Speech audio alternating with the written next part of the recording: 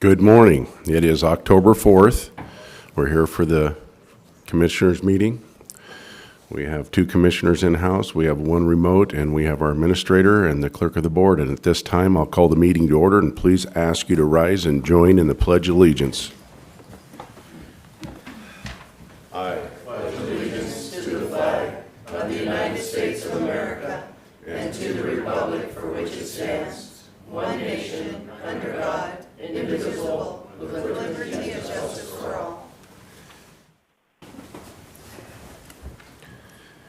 Okay, the first item on the agenda is the approval of the commissioner meeting minutes from September 13th and September 20th. Is there any corrections, revisions, or additions? No. No. Okay, everything is good there. Next, we have a certificate of appreciation. Tom Westerman, 33 years of service to Franklin County. Dear Mr. Westerman, on behalf of Franklin County, I'd like to express our gratitude for your faithful service with the Franklin County Auditor's Office starting September 11th, 1989 through September 30th, 2022. Your contributions to the county and your years of service have been invaluable. Please accept this certificate of appreciation for your dedication and professionalism. We hope you know just how much we respect you and have valued you as a colleague. You'll be missed dearly at Franklin County. And I'd just like to say it, the last 2 years as being chairman and going to the finance meetings with Tom, it's been a pleasure. What a professional. I mean, you would have been a great NFL player. I'm telling you right now, you were always prepared, always prepared. So I'd ask anybody else would like to weigh in on this great day for Tom, his retirement. Congratulations and thank you for all of your service here at Franklin County. We will most definitely miss you, unless there's a way we can get you to stay. But thank you, and I hope you enjoy your retirement. Thank you. Tom, on behalf of the rest of the county staff, thank you for your service to the county. You've done a great job, very helpful to me when I came in, transition, and been very helpful all throughout the years that we've been here together. Consider you a friend, and glad to have worked with you and appreciate all the work you've done for Franklin County. Commissioner Peck, would you like to say anything?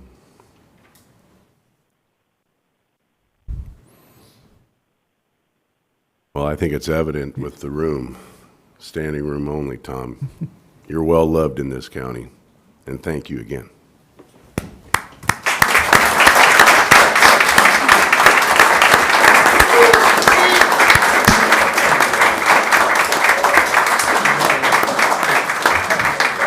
Tom would like to say a few words.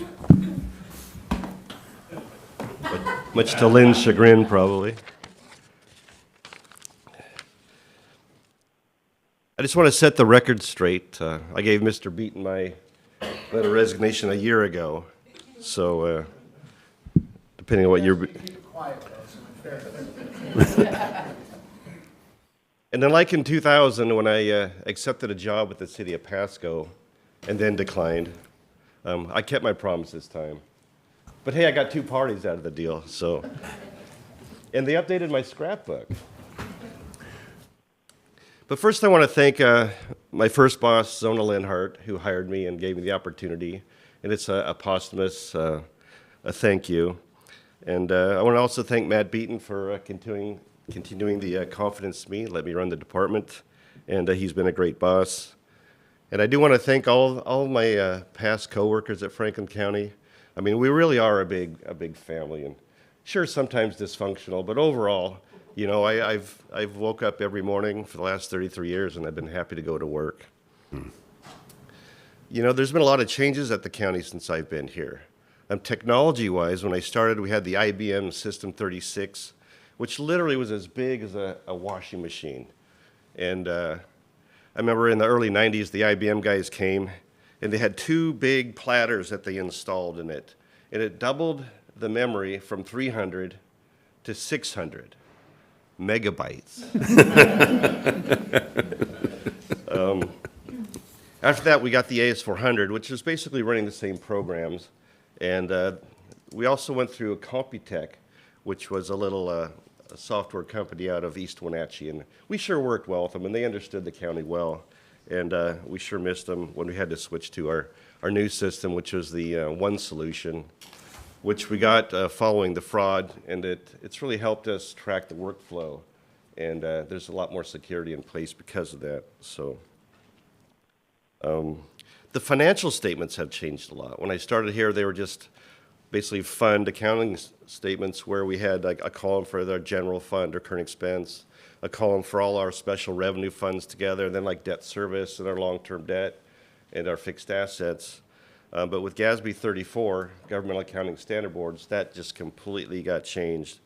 And we started depreciating our assets, even our infrastructure. I mean, we put a number on our financial statements of almost 300 million for all our roads and bridges and culverts and that sort of thing. And they're still adding new pronouncements, not quite every year, but the new one is accounting for leases. So we're gonna have to start accounting for all the leases in the county, and have fun with that one, Tim. Big change in elections. It wasn't mail only when I was here. In fact, I used to have to drive around the county on election night and pick up ballots at certain election sites at fire stations and up in Connell at their community center. And we had this big white plastic board behind our licensing department. We called it the big board. And we would roll an employee back and forth on a big metal ladder, and they would write all the precinct votes in, and I would be on the 10 key adding them up. And but it was a big party in the rotunda. You know, people really look forward to election night. And I think that's one thing that, unfortunately, mail only got rid of. And then there's all the construction projects that we've had, and the bonds. You know, I've seen bonds come and go. Usually, you know, they're at least 20 years, and it's hard to imagine that we've built things like the track or HAPO facility. We had a big remodel in the juvenile justice jail and the courtrooms back in the 90s. We've had various remodels to the courthouse. A major one back in the 2000s, 2004 to 2006. In fact, we spent 2 years down at the annex during that.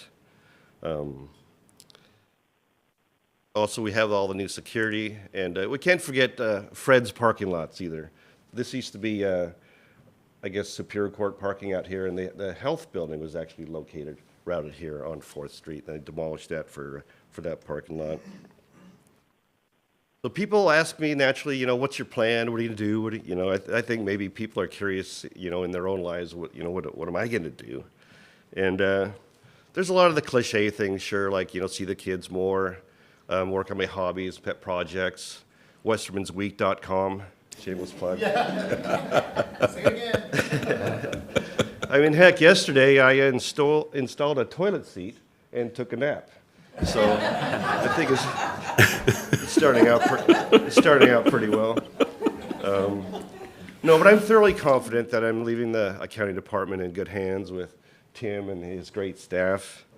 And I figured when you've worked here as long or longer than most of the staff has been alive, it's probably a sign to, you know, to say sayonara. But in all my years here, I've always felt like I've been treated fairly by the board, a current board included, and I always really appreciate that. So Thank you. Appreciate everything. Thank you, everybody. Thank you for the certificate. Thank you.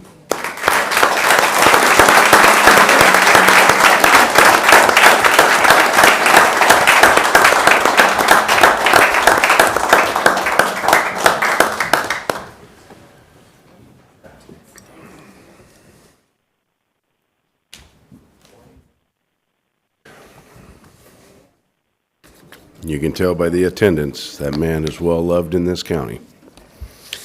Next, we have a proclamation, National Disability Employment Awareness Month. And the proclamation reads as follows.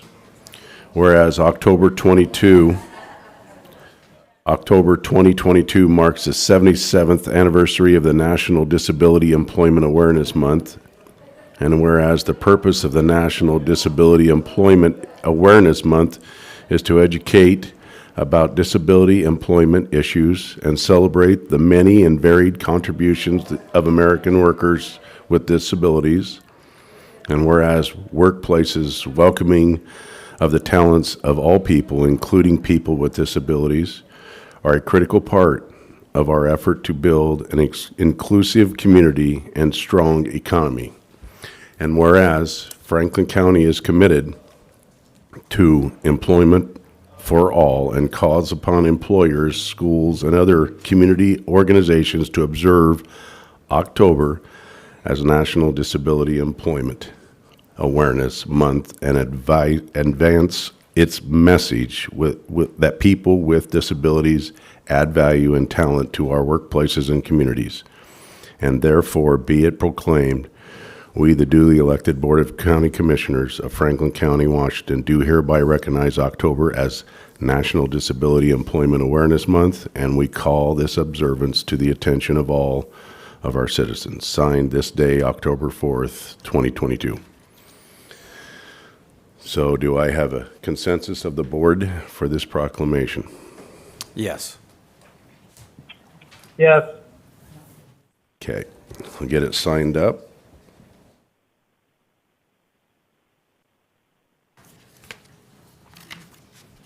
All righty. Next, I'll let Commissioner Mullen get that signed. Next, we'll move down to the office business vouchers. We have 2 vouchers today. Move for approval of fund expenditures in a total amount of $606,445.20 as presented, and note that it has been reviewed and signed by 2 representatives of the Auditor's Office and the County Administrator. Second. There's been a motion and a second. All in favor, say aye. Aye. Aye. Aye. Move for approval of salary clearing payroll and emergency management payroll in the total amount of $1,160,362.64 as presented, and note that it has been reviewed and signed by 2 representatives of the Auditor's Office. Second. There's been a motion and a second. All in favor, say aye. Aye. Aye. And next, I believe we have 6 consent agenda items. Move for approval of consent agenda items 1 through 6 as presented. Second. There's been a motion and a second for the 6 consent agenda items without discussion. All in favor, say aye. Aye. Aye. Aye. Next, we'll move down to the Commissioner Administrator updates. Mr. Johnson. Yes, good morning. Participated in the WASAC virtual assembly yesterday, listened in on that. A lot of time over the past week dealing with some HR and personnel matters, some recruiting and interviews for some key positions we have open. Also, a fair amount of time on the cost of benefits for county employees. We're going to be talking about that a little bit later. And learning a little bit more about a request from the city of Mesa. They have a vacancy in their city council that has gone beyond the statutory 90-day period in which they would have the balance of remaining city council members appoint the person to fill the vacancy. But since they've exceeded that 90 days, it goes then to the County Board of Commissioners, and we will hear or have a resolution next week appointing someone to fill that vacancy on the city council. They have a candidate identified who meets the qualifications and is willing to serve, and so we will be assisting the city of Mesa with that request next week. That's pretty much a summary of my week. Commissioner Peck. So let's see, Tuesday last week had Benton Franklin Council Government Executive Board Committee meeting. The Washington State Aviation and Aerospace Advisory Committee statewide group met last Wednesday. One of the highlights was a flight from Moses Lake up to Ephrata, an all-electric vehicle demonstrating the capacity and capability of electric aircraft and trying to promote that industry in the state. Let's see, elected leaders reception at the Reach. That was Thursday evening. And let's see, on Friday, attended the Grace Clinic banquet. And let's see, yesterday was the Wasatch Virtual Assembly that Keith already mentioned. That's it, thanks. Commissioner Mullen? Also participated in the Wasatch meeting yesterday. Also, we had the Metro Task Force meeting. If you're unfamiliar with the Metro Task Force it's one of our main defenses as far as keeping drugs off the street, and they work with the federal government to prosecute and try, and like I said, trying to keep all the illegal drugs off the street. So also had discussion with Sheriff Raymond, what we're going to be talking about later in the meeting as far as making sure that all of our command staff is taken care of and that they know that they have our support. And that is it for last week. Thank you. My last week consisted of the Workforce Development Executive Meeting, Law Library, which we're in sort of a tough spot right now because CBC has canceled our lease there with them, or they're being involved with CBC since the paralegal program has been dropped from their education curriculum. We are looking, and I suggested that maybe we take our law library here in the courthouse, since all of the books are pretty much online, and talked with him a little bit about, St. Hilaire, about just maybe putting the stuff that needs to be in there for people on the know-how, how to do the legal ramifications of whatever they may be involved in. He is entertaining that thought, and we might be making that available to the public without all the law, the history of law cases. We get rid of those and get the how-to books in here instead of because they can get all the cases online. It's pretty well accessible online. And then I also talked with Sheriff Raymond about making his command staff whole. So with that, we will move down to public comment. Is there anybody for public comment?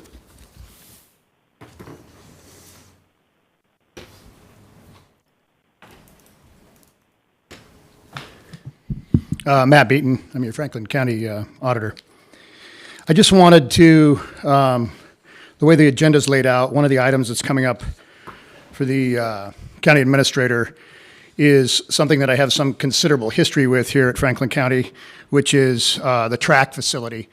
I wanted to draw attention to back in 2015, the city and the county at that time, there was some audit issues, pretty severe audit issues, and oversight as far as the function of the track.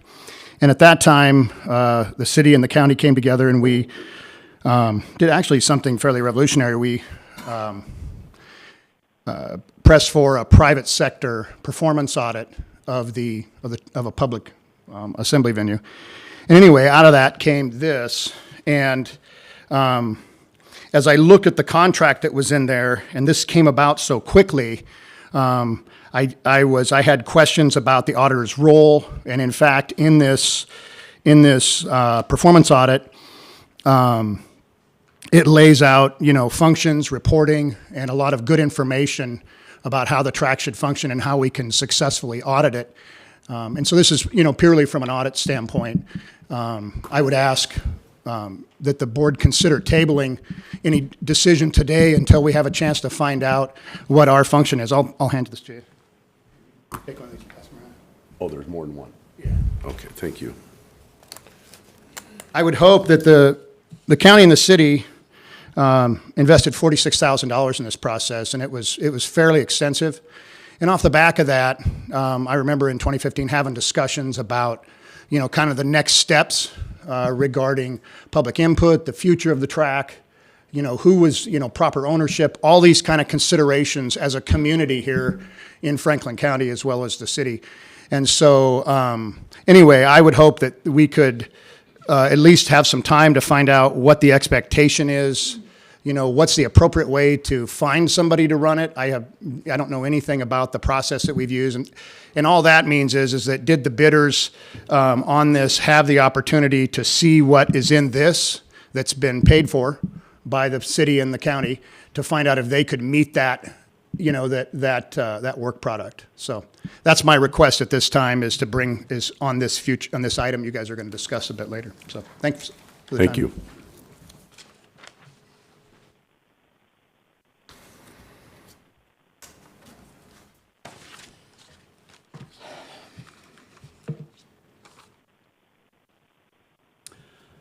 Good morning, Commissioners. Morning. My name is Terry Millum. I've been a Franklin County resident for about 15 years, my wife and I. We've lived in the Tri-Cities for, I guess, around 30 years. This type of forum is tough sometimes because it brings out your beliefs, your positions, so on and so forth. A senator from California, H.L. Richardson, a really good read that you might want to pick up, kind of explains this. Many people don't like confrontation. It's just not in their nature. He does a good job of going through this and illustrating why this is so. I'm here on behalf of Commissioner Didier this morning.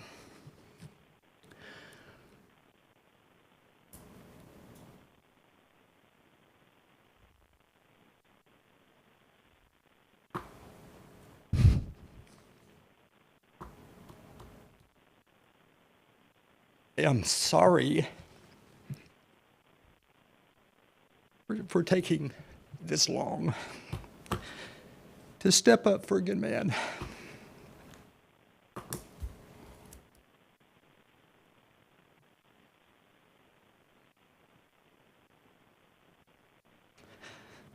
I am even more sorry for my wife.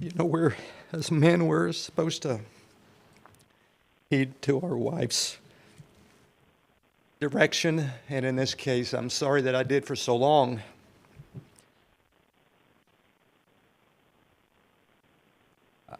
You just come to a point, enough is enough. And this is where I'm at today. There are a number of people that continue to belittle Commissioner Didier. Little innuendos here and there. And it's unfortunate. Commissioner Didier has a lot of passion. A lot of the public misconstrue this as over the top, out of control. He is a passionate and a compassionate man. And before I forget, Commissioner Didier's signs have been vandalized recently, and the individual was caught red-handed in daylight. I believe it was yesterday or the day before. How brazen.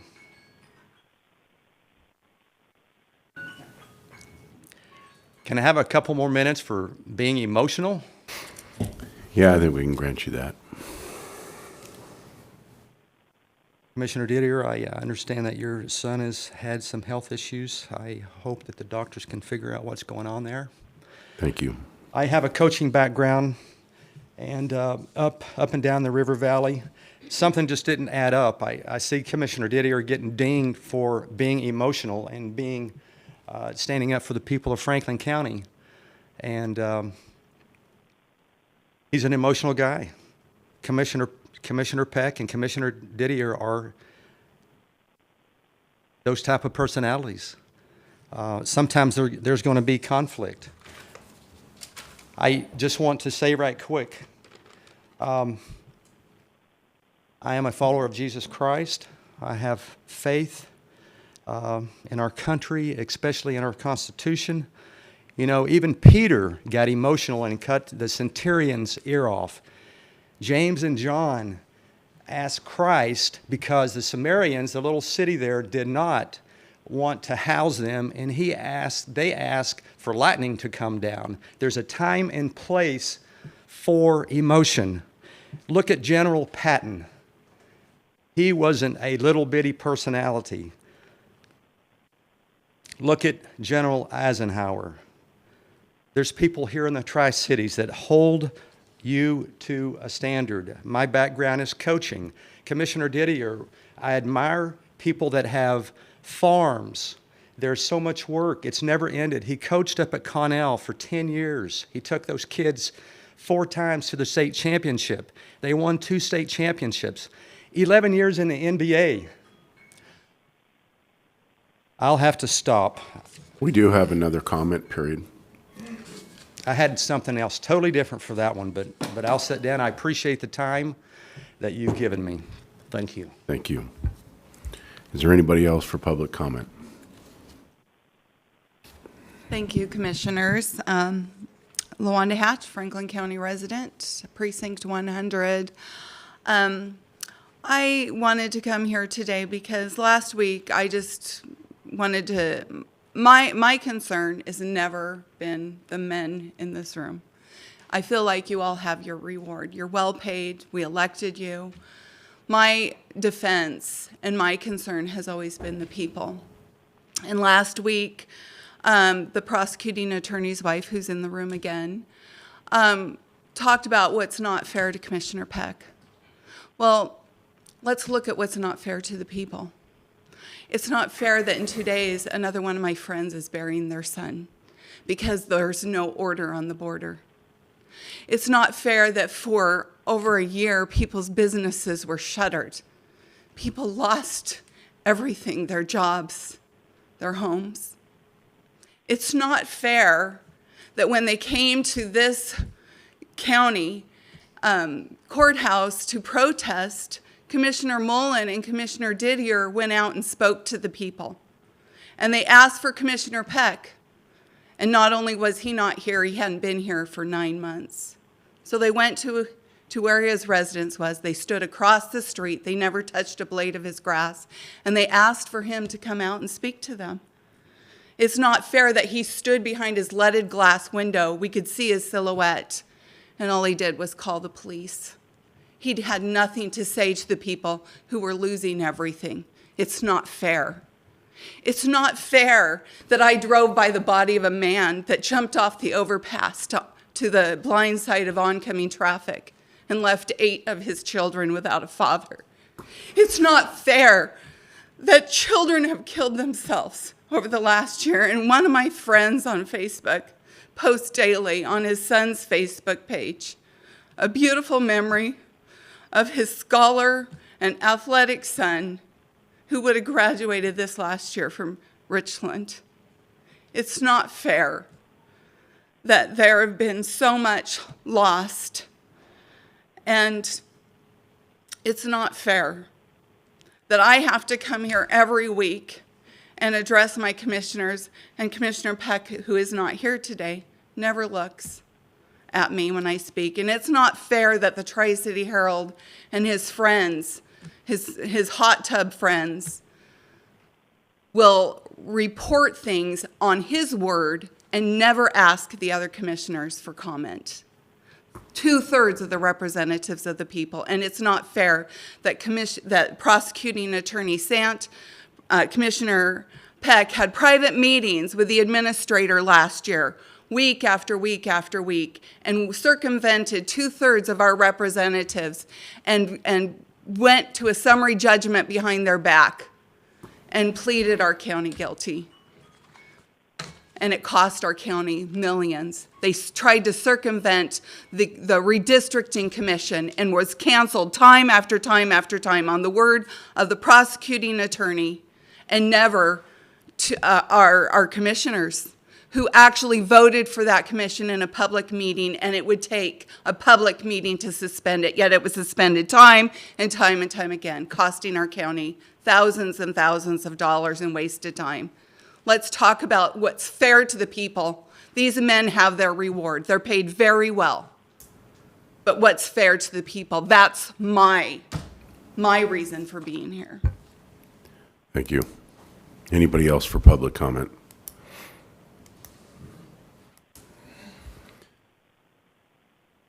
Good morning, Commissioners. Thank you for this opportunity. Two things. One, thank you for the new audiovisual in this room. It makes it so you can hear much better from the audience. Second thing is, I addressed City Council last night and asked them to consider this, and would ask you to consider the same. The Track Center. It's been somewhat in flux for a time, and I think it's time for the county to sell that to the city of Pasco. I don't know what that looks like. I'm sure that time would have to pass and there would have to be evaluation done. But the city has a much different staff and is a much different capability than the county has, and I think that it would be a good move. The purpose of that facility is to serve the public, to serve the community, and I think the city would be better able to handle that, be more capable in running that facility with the staffing that they have, and would be better able to serve our community. Thank you for the consideration. Thank you. Anybody else for public comment? Keith, anybody on the phone? No one on the phone. Kathy Sand, Franklin County, also the prosecuting attorney's wife. I'm not going to resort to private attacks. I just wanted to talk about the contract between the Franklin County and SVM, and I still stand with going with the local company. I think time is of the essence. I feel like the HAPO Center needs to be managed, and I have full faith in a local company that will do a good job, that have skin in the game, who have donated tons of resources and their time and money into our both counties. And so I just want to urge you to go with their contract and give them a fair shake. And like what I understood from last week is that you can cancel the contract if things are not done the right way. But there are events that are coming up. People need to start scheduling things, and it's not working well as it is right now. So that was just my 2 cents. Thank you. Thank you. Anybody else for public comment? All right, seeing none, all right, Keith, we'll move down to administration office business. Okay. The first item relates to what I mentioned a little bit ago about employee benefits. As I know the commissioners are aware, and the public may be generally aware, the cost of providing insurance for county employees continues to escalate quite rapidly. Franklin County employees have exceeded in claims the last couple of years the amount we've contributed to insurance programs, and so it makes it very difficult to find and purchase health benefits for county employees. We have Brandon here from Hub, who is our contractor to provide us consultation work and negotiating with the insurance providers here with us this morning. But we wanted to just acknowledge that the overall price of insurance in a general way has increased about 32% for 2023 over 2022. And this is, again, largely a function of our claims being higher than other similarly situated groups. So Hub has presented some options for us. These options are, normally we'd like to consider them exclusively in the context of the annual budget process. But because this dramatic increase and the timing of getting benefits plans in place for 2023, we wanted to bring before the commissioners a proposal to increase the county's contribution to employee benefits to help offset some of that significant increase in cost, so it's not all borne by the employees. I'm going to ask maybe Brandon to come to the microphone there, and he can kind of walk us through some of the specifics here of these optional plans that we're looking at.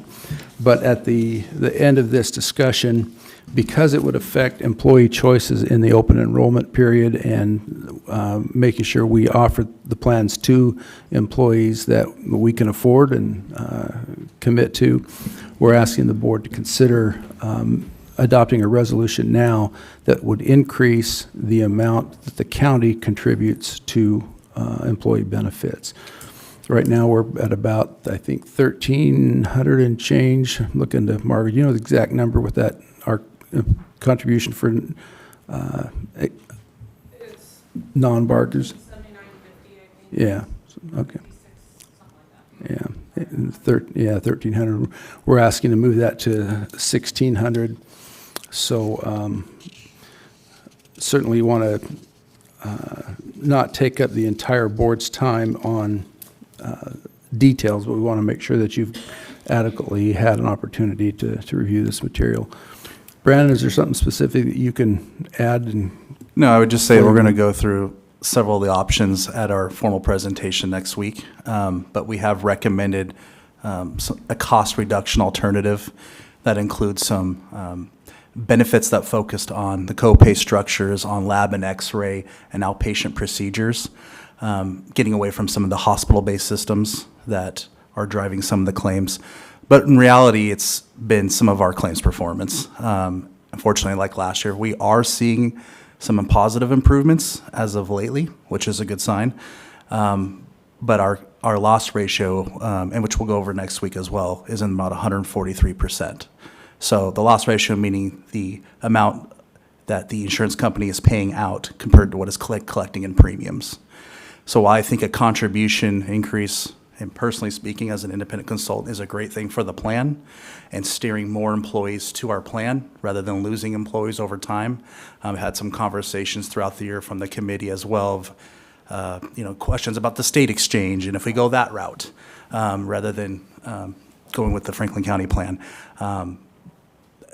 I think is a positive, right? But other than that, looking at the options we have, we've done our best job of negotiating an alternative, which, excuse me, on the 2000, I don't have a pointer here, but the 2000 PPO, we have the first row. There we go. Thank you. So we'll get into the plan design options, but essentially this is our richest plan, the $1,000 PPO deductible. That is the highest participant in terms of employee base. We have 99 employees at various elections. Some are employee only, some are employee spouse, employee children, and employee family. That represents about 99 people of our population, a little less than half. Of that, we were looking at a 29% increase. Originally started at 32, but we got them to come down a little bit. And we'll get into the details behind that, but essentially, in the marketplace, we have very little options because of last year we had no options really. It was United Healthcare that allowed us to basically get it down to a 7% increase last year. So our claims performance didn't improve as much as we would like yet. I think we're going in that direction, but that's essentially why we're facing a 29% increase with an option A, which allowed it to get down to a 22.1%. It was the committee's recommendation when I met last week to stick with their current plan and leaving that plan untouched. But looking at options, I don't know what happened there. I think that's the pointer problem. Oh, is it? Yeah, I think I'm hitting the slide to move it. So sorry about that. But on the $2,000 deductible plan, which represents about 41 total employees, they decided to go with option A, which was that narrower network on the freestanding copay structure for lab and x-ray and outpatient procedures, leaving everything else intact on the plan. We didn't mess with copay structure in terms of when you go to see office visits or the deductible or the co-insurance or even the pharmacy formulary. The $3,500 deductible was our second most popular plan, which I would consider our base plan, our lowest costing option for employees. The committee also recommended option B, is what we call it. So we'll get into those details next week as well, because I mean, I can spend the whole meeting today explaining these, and I'd rather not do that. But that's what they came with. And then on the high deductible health plan, which only have 5 people, they recommended option A. Given that, without a contribution increase, that may have changed some of the outcomes here. So if it's voted on or approved or thought, we would go back and review and make sure that these options are, the options that were selected as a alternative is what the committee still wants to do, rather than just sticking with the current plan design. Long-term, obviously, being being your consultant and the manager of the plan and making sure we're steering the ship in the right direction, obviously a contribution is welcome to help drive participation and keep participation on the plan. The more people we get participating on our plan overall, the more premiums that are collected, that helps offset big claims increases. Last year was riddled with large claims. This year, we have some large claims, not as much, just more utilization. And with the cost of inflation and medical inflation, combining in with that factor is why we're at this increase point. Does that answer anybody, or anybody else have any questions? Is there questions? No, I have no questions. We spoke on the phone last week about this. So. Commissioner Peck, any questions? No questions, just an observation. Historically, the board has looked at providing less costly options to our employees in order to allow them to be able to afford health insurance under the premium or contributions provided by the county. That process continues to dumb down the quality of the health plans, and I think we're well past the time where we need to increase the benefit amount as proposed in order to allow the Insurance Benefits Committee to look at realistic options with coverage that actually has some value to it, instead of continuing to dilute the quality of the coverage to keep the cost down. And then the second piece would be that other counties that are not keeping up with contributions for their employees' health benefits are losing employees, and I believe that's one of several factors that's contributing to the loss of Franklin County employees. Thank you. So I have some questions. The increase per individual is how much? So we're looking at a 29.29% increase. Depending on the plan you're going with, what plan you choose, would factor in essentially what that increase would be. For instance, on the 1,000 deductible plan, it's about $170 per month on the 1,000. And if you're on the $3,500 deductible plan, our base plan, well, you're looking more towards still about 140, 150. Okay, So 150 to 170 ranging. per depending- person, Per person. per month. Per month as an employee only. And if you're talking about family coverages, you're talking about a bigger increase. Okay, Independence. so I added up all the participants there, and it comes to 204 people. We are probably 275 employees, thereabouts, somewhere thereabouts. So we have quite a few people. My question is, if we increase this for our recipients there, does that also increase the people that are taking in VIBA and in salary? So if I understand the question is, if in changing maybe the contribution structure, would that drive more participation to the health plan? No. My question is the people that are getting our insurance plan because they have a better insurance plan than us, Okay. we have about 70 some odd people that are taking it in VIBA accounts or in cash in their salary. Will it increase their taking every month too? Yes, it would. It would. Unless you make a change to that policy, they would receive the same benefit. Because this is costing the county over $1 million a year right now. These people don't use our insurance. In Benton County, if they opt out, they're out. They don't get nothing. In Franklin County, they've set this policy up before Commissioner Mullen and I got here, that if they opt out, they get this money, that contribution, in a VIBA account, or they get it in salary. And I think we could help out this increase dramatically by stopping that and maybe putting a $300 donation to a VEBA account only. And I think we could help our insurance plan out dramatically. And that would be up to the Board of Commissioners to do it.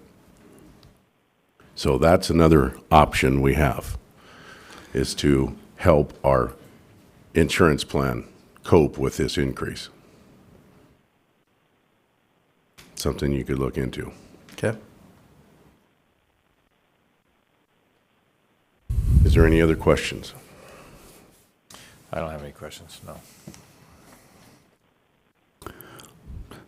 So I guess we're looking for guidance on this proposed resolution of increasing the county's contribution by $310.50 a month, or if there's a different number that the board would. Well, Keith, you gave us the 300, and that's what's confusing me. You gave me a $310 per month increase, but he told us a 170 to a 130. Yeah, we got to kind of lay it out. As far as the contribution and what you'd propose, we can, how would you say? Don't. It depends on the election. So Right. it could be That- larger if you're on a family, or much lesser if you're just employee only. So are we talking about increasing everybody's We're 310? we're talking about increasing it for the non-bargaining employees and the 11 elected officials. At 310 a month? Correct. I think we need to really evaluate Mr. this Chairman. a little bit more. Chair recognizes Chairman, Commissioner move Peck. for approval. Yeah, move for approval of Resolution 2022-251 as presented on the basis that I've already outlined, and I'll have additional comments in a minute. I believe you misread the resolution number. Yeah. Commissioner Peck, not to interrupt you, but the resolution under consideration will be 2022-250. There was a typo in the So agenda. I'm looking at the agenda, okay? Correct. So the agenda is incorrect? Yes. Okay, so then the resolution is adjusted to be approval of Resolution 2022-250. Thank you. I'll second the resolution 2022-250. There's been a motion and a second. Discussion. So as the maker of the motion, I would speak to the motion and recommend approval on the basis that while other mechanisms and processes can certainly be discussed in the future, we've got an open enrollment period coming up. We've got a benefits committee that needs to choose and recommend plans. None of that work can be done without having this question answered. And because we have not kept up with inflation and with our peer counties, our employees are behind. And so this increase is appropriate. And if you want to take up the other issues next meeting or the meeting after, I'm happy to have that discussion. But either way, we need to take care of employees now. And the other issue is far more complex than we're going to solve in a single meeting. Is time of the essence here? It is of the essence. Unfortunately, when we made the move to United Healthcare, we're about 3 weeks behind our normal renewal cycle with Primera, which also with the change in HR personnel. And in that category, we've got a little bit of learning curve to get through in terms of getting open enrollment planned, contributions set. And to be honest, we could not affect this renewal increase this year, just what the employees essentially could pay. And I can agree with the fact that we need to put some thought on this. I can respect what you're saying. There is a thought process where maybe incentivizing employees to enroll in this plan can be a long-term betterment for the Franklin County. And we can have those discussions. Just, you're right, as Commissioner Peck said, it cannot be solved, in literally 15, 20 minutes. So, and I'll even that just before we're having any bearing on what that total increase number is.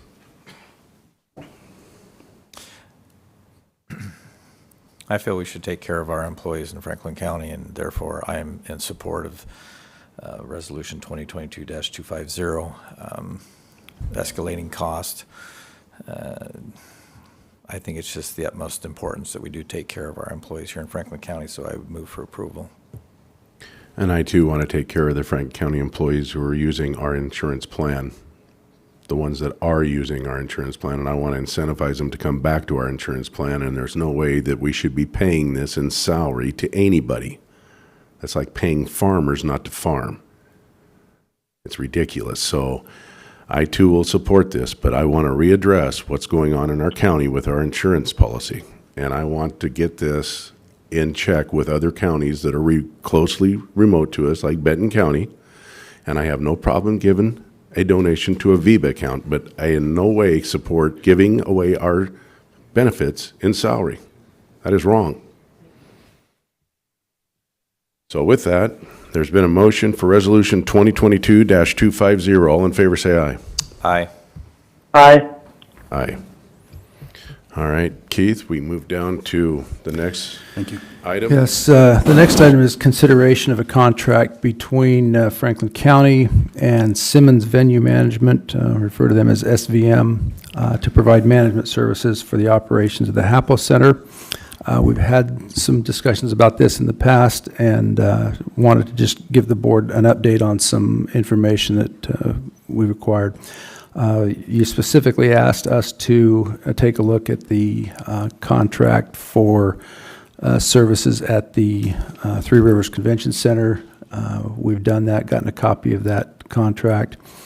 There are some very specific reasons that I'm still recommending that we approve the SVM contract.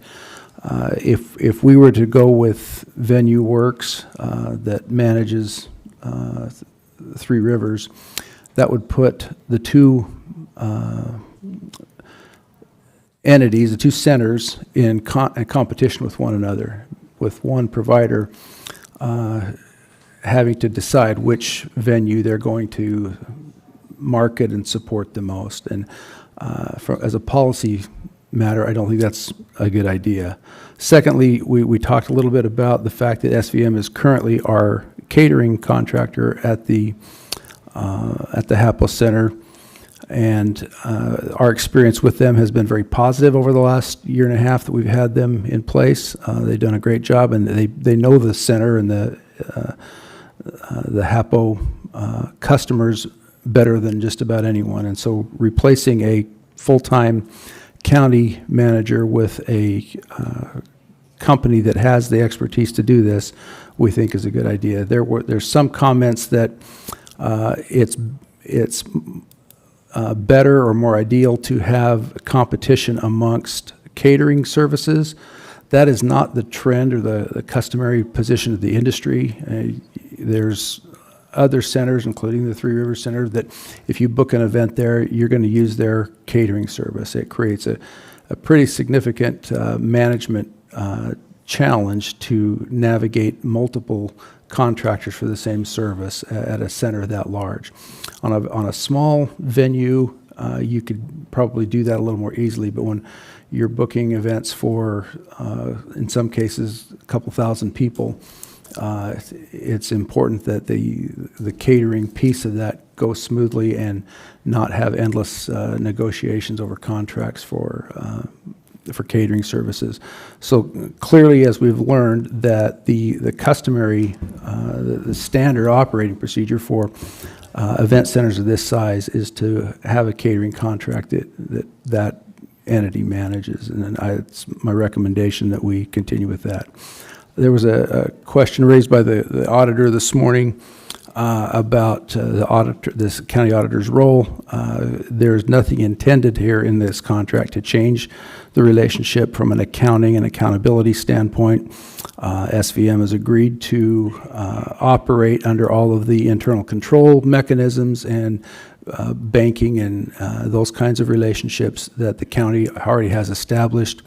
I'm certainly open and willing and encouraging continued discussions with the auditor's office about any specific concerns they may have or areas that may need to be looked at that are consistent with the outside consulting report that was done a few years ago. So there's certainly no intention to change any accounting processes. The SVM does have their a proprietary operating software that they would use that would feed information into the county, but we fully anticipate that all of the transactions at the Happel Center will be consistent with county policy, county accounting and auditing policies, so that we can continue to receive audit services not only from the county auditor, but from the state auditor's office as well. So I've tried to address the major concerns that the board raised last week. Time is of the essence in the sense that we're losing our one of our staff people at the end of the month, and there are a number of holiday events that are already on the books, and we intend on being able to honor those contracts and host those events at the Happel Center. But it's important that we establish a management structure that works for both the county and the contractor. So with that, I'll certainly answer any questions that you may have. Questions, commissioners? Was there an RFP put out for this? No, we didn't do that because of SVM's expertise in managing specifically the Happel Center. And partly because of timing, that we're on a short leash, but also the need to have somebody with experience specific to the Happel Center. There was nobody else that would have that experience or knowledge. So Keith, I would add that it's a professional services contract, and RFPs are commonly not used for professional services contracts. Sometimes they are, but it's certainly not a requirement. Correct. Has the city of Pasco been contacted about this idea? They're aware of what we're planning on doing. We did not specifically solicit their approval, so to speak. We have begun some discussions around the renewal of our contractual arrangement with them that expires in 2024. That discussion can be as narrow as who or how we manage events at the Happel Center, but it could be more broadly into the future plans of the Happel Center, whether that's owned by the county or the city or some other entity. There's a public facilities district option. There are a number of different structures that we could adopt more long-term. But in terms of keeping current events happening and basically the current organizational structure, I'm recommending that the county move forward with this proposal. How many job applications did we get for the position out at Happel? I don't see Margot here. The exact number is probably 6 to 8. I'd have to go back to look at the exact number, but there really, in my estimation, wasn't anyone that was specifically qualified to be the general manager. Certainly not as qualified as SVM would be. Keith, could you speak to the fact that if we hire, excuse me, a general manager, then we're back to having a staff of county employees as compared to hiring a contractor where we would have one county employee and the contractor would hire staff under their company at what are generally regarded as far, far lower cost than government employees? Yeah. We had, over the past few years, significantly reduced the staffing at the Happel Center down to 4 county employees. This contract would reduce further the need for county employees by 3 managerial staff, a general manager, a sales manager, and an events manager. We would retain a staff person that's responsible for setting up and taking down chairs and tables and curtains and all the interior facilities kinds of issues, and work closely with the management company. But that individual would remain as a county employee. But the three expensive managerial positions would be eliminated under this contract.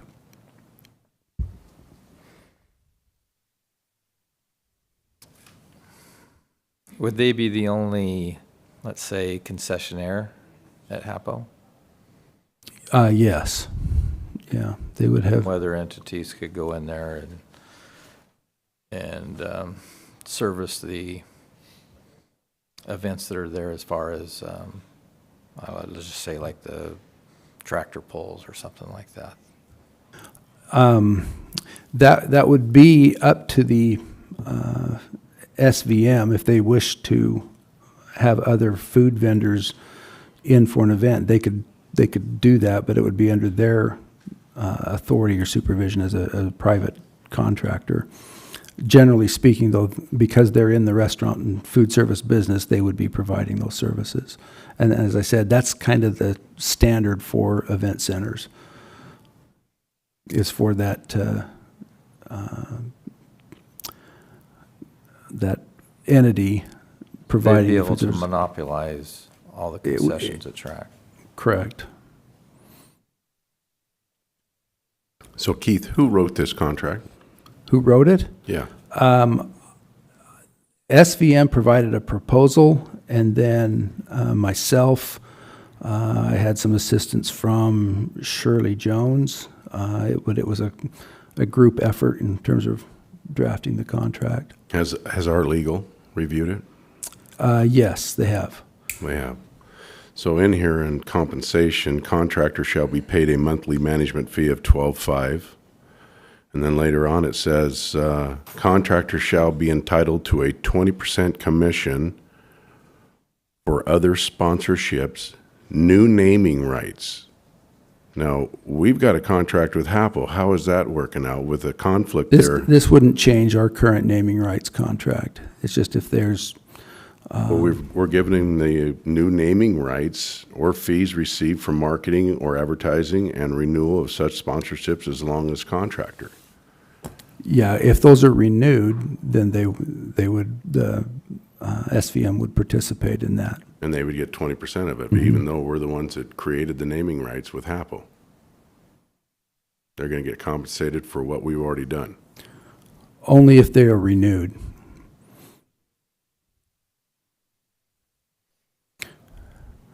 And I'm looking at the audience, Shirley and Steve. Do you have any comments you'd like to, and if you would come to the microphone if you want to make those.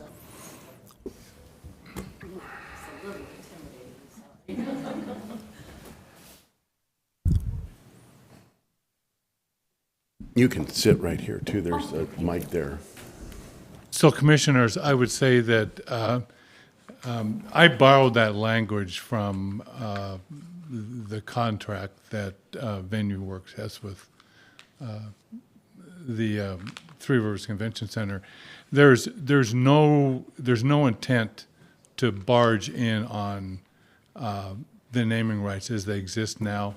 The intent is that if we should happen to solicit any additional or any other naming rights, and of course, I suspect that HAPO would want to be involved in that.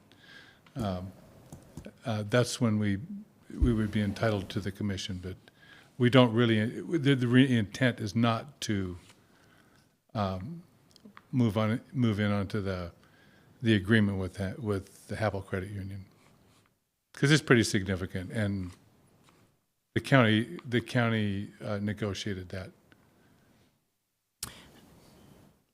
If I may add, Ab- I think that a lot of it has to do with keeping that relationship intact.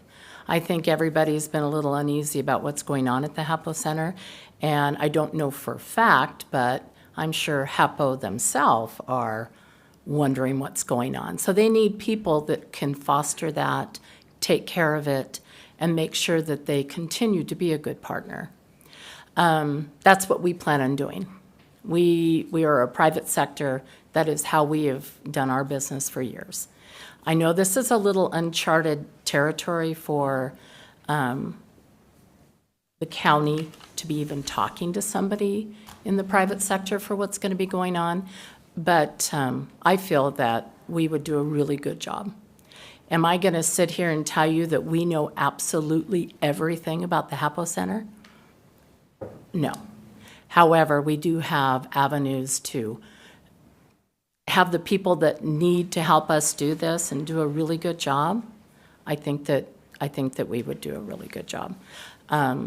Commissioner Mullen, I wanted to talk a little bit about concessions, and I think that you were talking about like tractor pulls and all that. We do not intend on getting rid of any of the current vendors that are there. As those contracts come up, and even the ones that are there without a contract, like I don't know, the people that do the concessions. We don't normally do concessions unless we're asked to, so that isn't something that we'd be changing. The people that are there, we plan on working with them to make it a little bit better and ran a little bit more professional. That is our intent. But we do not plan on going in and just, taking over all those smaller companies that are there, because that's really important to us. It's important to me, too. It because is. I fully, during the pandemic, as a company, we fostered probably 15 small companies and kept them in business for our actions of how we handled it, doing drive-throughs. Kept a lot of these people in business, and to this day, we still get thanks from them, because they would have closed. We're all about small business. We're all about being partners with other people. We can't do it all. We have to have partners. So when this all came about, I'm worried about the HAPO Center. I'm worried about the customers, and we've actually been there since 18. And a lot of those customers are really important to us. I've been on the phone all week just making sure that they feel good about coming to the HAPO Center in December. Bechtel just finally gave me the okay yesterday that they will be there for 1,000 people for dinner on the 3rd. They weren't answering anybody. And I've fostered relationships with most of those companies. I plan on continuing to do that. And I think there's a lot of companies that have been not fostered well, and they need to come back to the HAPO Center. For whatever reason they left, we had a great relationship with everybody that's been management at the HAPO Center, and I wish them all well. But I think that we'd be a really good company to move forward. And there is in the contract a 60-day cancellation by either party. So if you don't like what we're doing, you just come and talk to us. So Sure. That's all I have to No, say. I just have questions because to me, I know time is of the essence, but it's just pretty rushed, and it's definitely out of the ordinary. It as is far as rushed. what I can see. It is rushed, but it's actually, there's so many things that are not stable there right now, and they need to be. HBA starts this week, and that's a big partner to the HAPO Center, and they need to be taken care of. And we're doing it even though we're not under contract. Well, I know that the City of Pasco is on the hook if we got to pay money, so I think we should be consulting with them. That has not been done yet. We need to consult with them on what their feelings of this. I'd like to review this 2015 report before I make a decision, and I think this could probably wait until next week. I know time is of the essence, but 1 week isn't going to ruin what's going on. It could. Mr. Chair, Mr. Peck. Chair recognizes Commissioner Peck. So you made the statement that the county has to pay the city. The agreement is that the city and the county share equally in any profits or losses. That was my point. And so when we relieved the HAPO Center budget of the burden of an entire kitchen staff and went to catering, we saw tremendous financial improvement in savings. This does very much the same thing with another critical part of the operation, which is the facility management.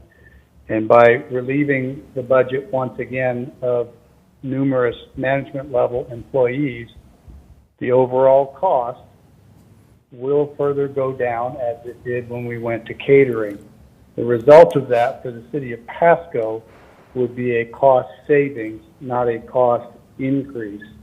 And I can tell you that the city manager in Pasco, city administrator, city manager, is aware. I've not spoken to him personally in any detail, but the Hapo Center belongs to Franklin County, and we still honor our agreement with the city of Pasco that runs through 2024, and I think it's to the benefit of the city as well as the county.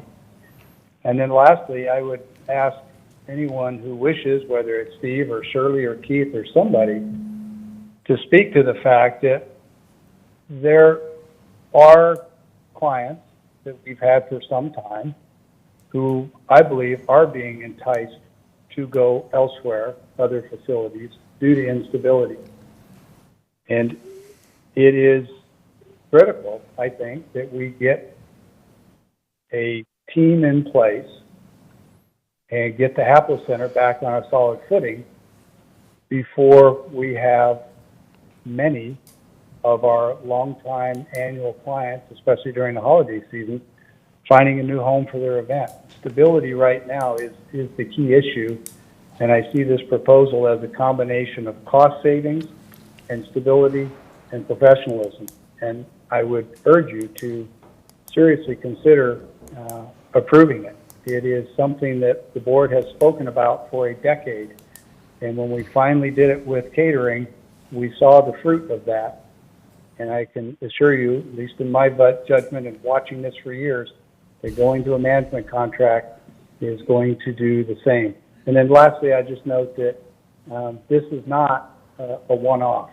There are other venues throughout the state and elsewhere that contract out their services to private companies. Three Rivers does. The fact that it is a 20 or 30-year local business ought to be appealing over the notion of going with a corporate entity from a Midwestern state. So again, going to a private contractor for these services is not unusual. In fact, it is the norm. The only thing that's different here is that we have the benefit of a local business with decades of experience and a spectacular reputation in the Tri-Cities. Thank you. So Keith, I'd like to make myself available with you to go meet with the Pasco City Council or the administrator. I want to review this. If the other commissioners want to pass this today, that's up to them, but I think one more week will not be a deal breaker. Mr. Chairman, I move for approval of Resolution 2022-251 as presented, and would like to speak to the motion once seconded. You asking for discussion? Yes. No, he's asking for a second.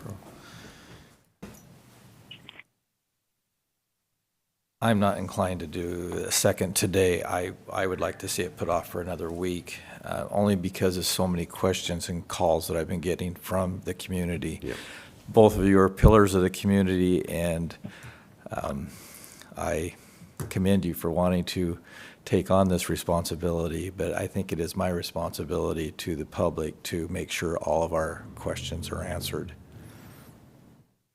Thank you. So Well, speaking further to the motion, you gentlemen are aware that we have one Hapo Center employee left, and we've got the Home Builders Association this week, one of our largest events and a multi-year client. Are we really going to ask SVM to go there and work for free, even if they're willing to? I don't think it's ethical. I'm not, frankly, sure it's legal.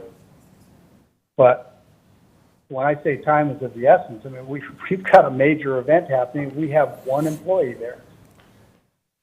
Time is of the essence. And the city of Pasco is not going to have a concern. I'm not sure what it is you think we ought to do instead. Going out with an RFP is going to take months. That'll shut the place down. Going to Venue Works is going to take time also, and they've got a conflict. I'm at a loss to know what your alternative plan is, respectfully. Well, there's been a motion on the floor, and there's no second, so the motion dies because of a second. Now, we're at this point in time where this has been rushed, and there's uncertainty. I don't believe Pasco has been consulted, and I'm offering myself up to go down there and to speak with their administrator, with you, Keith. I just want to get it right. And if we've got a event going on this weekend, and I don't know if we can pass a resolution for just this weekend to hire you guys to do it and pay you for it? If I may. Absolutely. So in the last 2 weeks, we've had to have people go over and help. As Keith said, there's one employee left, and one employee cannot set up and do a trade show, nor Women Helping Women, or the CBC Foundation, and all the other littler shows that are going on. So, so not wanting the HAPO to fail, we have had people going over there, and I'm just keeping track of all their time.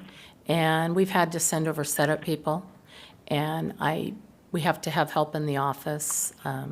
Diana is the last office person, and she's got quite a big role to play for HBA.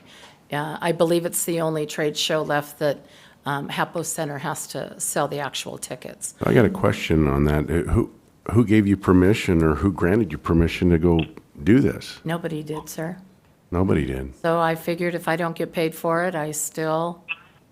But this is a county facility, and we're liable for lawsuits. I'm wondering how No, there this are happened. employees going over there. They're employees of ours. Yeah, employees of yours. But without our authorization, We still have county employees there that Yeah. are responsible for the liability issues. I'm just curious Diane's how the- all this has taken place without the consent of the board. So Well, if I there's- may, Go ahead. if I may, Sure. they've been over there as our employees like they would any other event. Okay. Mr. Chairman, Commissioner Peck. Chair recognizes Commissioner Peck. So I've heard the term rushed used several times as if people haven't had the last several days to look at this contract and ask questions. We've all had that time. This is not rushed because any group or individual or business or any entity is rushing it. It's rushed because we had 75% of our HAPO Center leadership team walk out the door for reasons that who really knows, right? They only know themselves. That's why this is on a short timeline. And slowing this process down so that we can dig into this in October is going to cost us clients, whether we lose them this year or whether they simply don't come back next year because of the turmoil. I think the Simmons are so professional that they don't want to speak to this issue. But I kind of wish they would give you some insight as to the risk to the county's what would be called book of business or clients from any further delay. Thank you. My advice would be to approve this contract and continue those discussions, and if we determine that it's not in the long-term best interest of the county to continue that, then we exercise the termination clause in the contract. I don't believe that's going to be necessary. I believe, based on their track record, that SVM is going to be a noticed improvement in the operations of the center. But by signing the agreement today, we can get them on board, take care of those vendors and customers that we already have signed up, have continuity of operations beyond October when we lose the last of our management staff. And that would still give us time to do evaluations with the city or with the auditor or anybody else that we need to have that discussion with. But because they're essentially operating without an agreement now, I don't think it's in the county's best interest to continue that arrangement for even a week. Mr. Chairman, once again, I've moved for approval of Resolution 2022-251.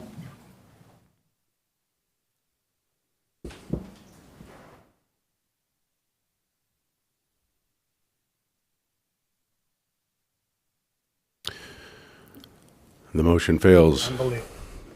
Lack of a second. Unbelievable. So with that, we're just going to have to figure out how two commissioners are left out in the dark here, not knowing what was going on out at the HAPO Center. Mr. Chairman, And now you we're have in the this same situation. reading I'll as beg Carol. to differ on that conclusion, but that's probably a discussion for another time. Mr. Chairman, Commissioner Peck. Commissioner Peck.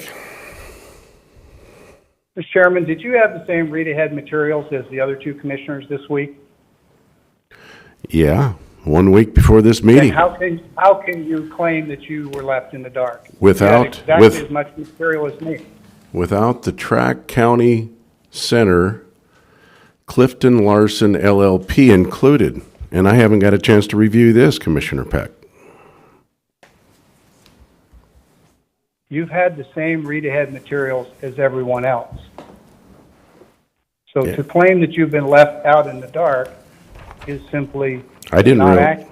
I didn't realize that I they were. am curious who is going to run the event this week for the home builders. Because you've just signaled to everybody, including the Simmons, that you're not comfortable with them being over there working without a contract. Well, I'm So just, who is going to handle the Home Builders Association this week? Please tell me that. I am curious as how and I respect the Simmons, they're a quality, and I've known them for a long time, probably longer than you, Commissioner Peck. I am curious as to suspect how you they've have. been out there working at the track facility without my knowledge of it. I wasn't aware either. I think it comes down to people who are dedicated to protecting the HAPO Center and getting the job done. But you have just publicly called them out for doing that without your blessing or approval. So I want to know who the board thinks is going to run the Home Builders Association event this week, because clearly they cannot after what you've said. No, they cannot because We need to we pass have, the contract. We need to approve the contract, and if you find that it simply doesn't work or isn't in the best interest, then cancel the bloody thing. But we've got commitments to longtime customers, including the home builders, and now we're about to renege on those because we don't have anybody to run the facility. Yet we've got a contract in front of us and outstanding people asking to do that. So who's going to handle the home builders this week? That's a big show.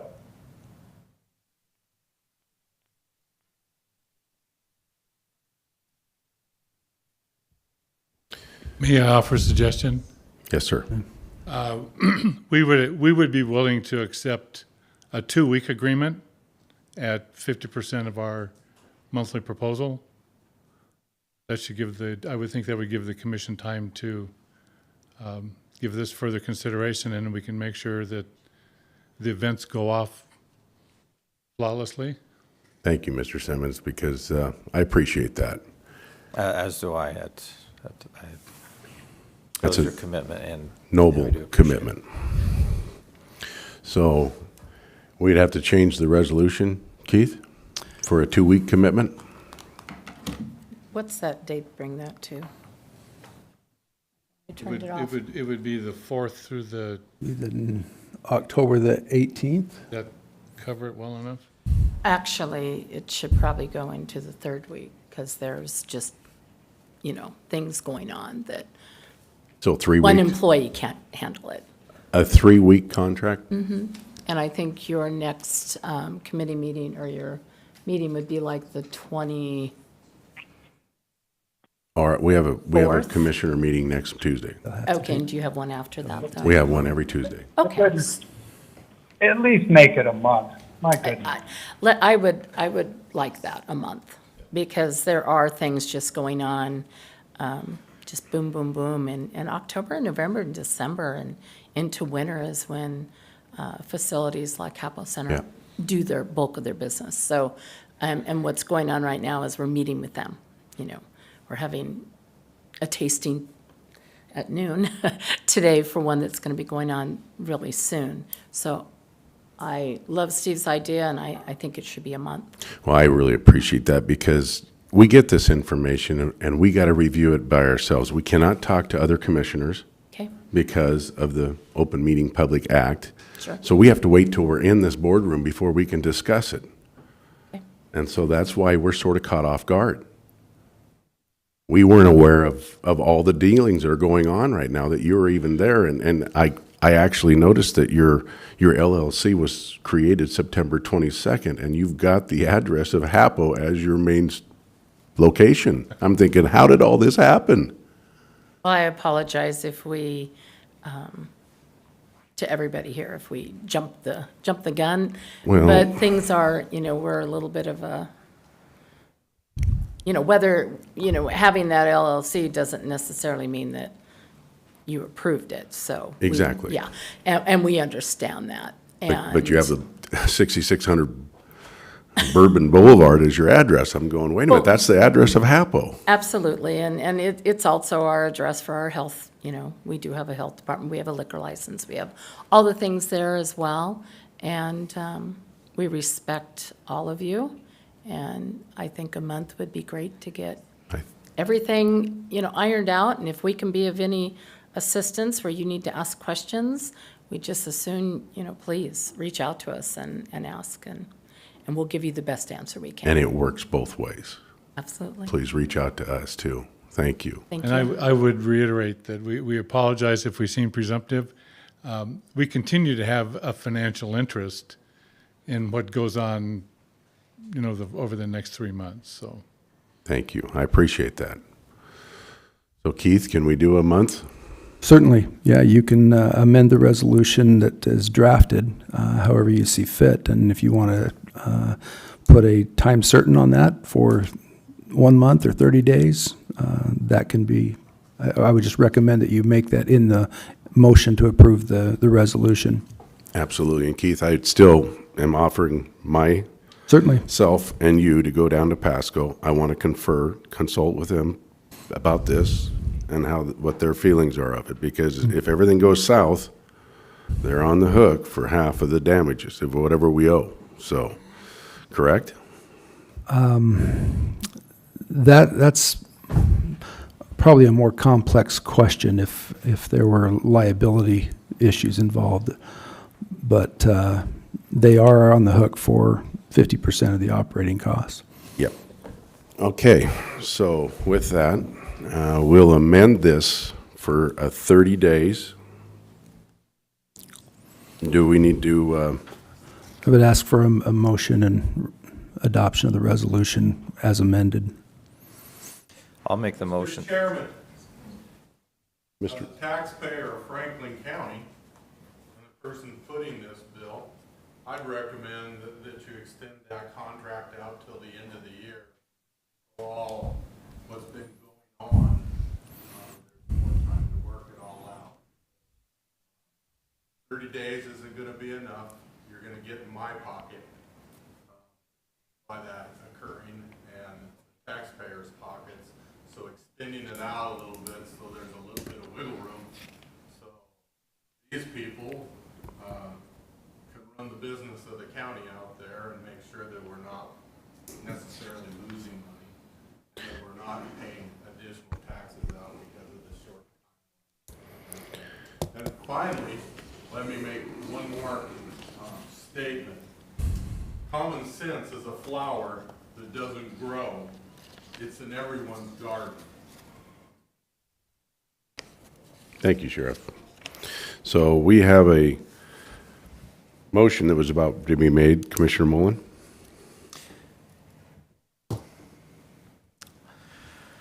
Make the motion for approval of Resolution 2022-251 with the amendment that the time frame is until the end of the year, as presented. Second. There's been a motion and a second for Resolution 2022-251 with the amendment to run through December 31st of 2022. All in favor, say aye. Aye. Aye. Mr. Chairman, I apologize for interrupting after a vote's taken, but I just want to make sure that Shirley and Steve are okay with that amendment. We fully understand it. The only, The you're not chal- going to see it through, and we're going to miss you, Keith. Well, the challenge, I think, will be any investment that you have to make. There's going to be investment on employees. Right. I mean, there's Right. virtually in just a few short weeks, and I think Diana still has PTO to take, so she will be gone a little bit here and there in October. And you have to have people in that office.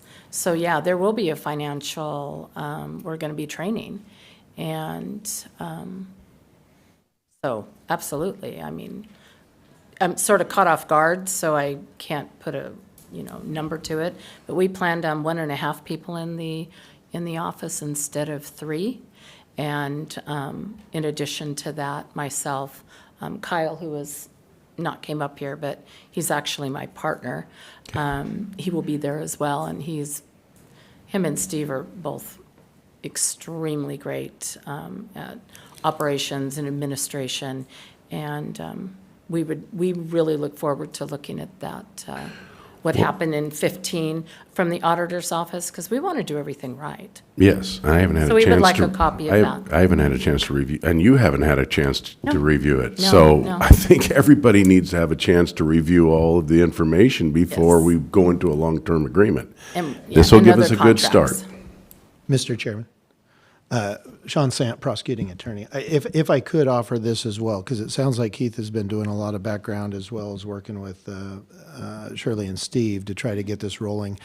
I recognize the investment side. Obviously, if they're trying to accommodate 2 weeks, a month, or even to help Franklin County throughout the end of the year, I would suggest that with Keith's short time and the chairman's offer, if you could reconcile any of those differences and perhaps bring back a longer-term contract with our review, our office will be more than willing. We also had a short time to give a review. I think what was helpful and should be noted for the board and the public is that these two individuals have run a company that has provided the catering services for the Hapo Center. So this isn't like we're bringing in a unknown entity. They've actually established a reputation. And I think going back to the earlier discussion of the investment issue, by them including language in there regarding even the naming rights, the way I construed that or looked at that is that they are investing their own name, their own reputation, and to me that's a significant benefit for the citizens of our county, because what that means is that as they help Hapo Center moving forward and become successful over the years, that puts them in a position where they get benefits from some of that service as well, and I would anticipate that. But I would just ask the board if we could move that in a timely manner while we still have a county administrator present, if we could come back and try to evaluate any concerns the board has, and that way we could adopt a longer-term contract, because I think, as all of you know, running a business, you have to make certain investments, and right now in the labor market, for them to attract the employees that they need that are going to be able to help the Hapo Center be successful, they're going to have have some certainty that this is going to be much longer than just the end of the year. And the sooner we could give them that answer, I think that helps not only our public, the board with some certainty, but also would give the contractors the certainty that they're going to need to make that successful. So if we could- Certainty is very important, but clarity is as important. We got to clarify what this is, what the city of Pasco, and that's all we're trying to do, Sean, is get all our ducks in a row before we go in a long-term agreement. Yeah. No, so Keith will be willing to work with anything that needs to be done or modified with that discussion, and hopefully we could bring this back in a week or so. So, thank you. So I do believe we have a motion with an amendment. I think you've already taken a vote. We've already Did we, passed it. okay, we already voted. I didn't think we did. Oh. We made a motion, we made the amendment, and then Keith, you're the one. We've already voted on it, Mr. Chair. Okay, all right then. Thank you very much. Thank you. Show us your stuff. I know you already have in many years, so Thank you for your time and patience. I thought they did say, all three of them said aye to the. All right. Aye. Next we have is the discussion of the sheriff and the command staff salary. Yes, the sheriff and command staff's salaries are contingent upon the execution of the collective bargaining agreement with the deputies. That contract was finalized on the 13th of September. Because of the way collective bargaining works, agreements for paying wages back to the beginning of the year, or in this case, the end of the last contract, are permissible. But they are not permissible for those that don't have a prior agreement with the Board of Commissioners. The sheriff has raised the question about paying the sheriff's salary and the command staff salary back to January 1st of 2022, which the prosecuting attorneys, the civil deputies in the prosecuting attorney's office have indicated would not be permissible under the current arrangement. So I know the sheriff has comments to make on this issue, and I'm sure the board would like to hear those. Prosecuting attorney's office is here also to provide any legal reference. But because of the timing that it took to complete the collective bargaining agreement with the deputies, it has delayed compensation to the sheriff and his command staff, to put it succinctly. So I'm going to invite the sheriff to address the issue, and if, Jen, if you want to respond, or if that's necessary. Keith, before we hear from the sheriff, I got a question. Certainly. Since his command staff is tied to those salaries, how is it different than from those salaries? Because as it is right now, the way I understand it, his captain is making more than the command staff.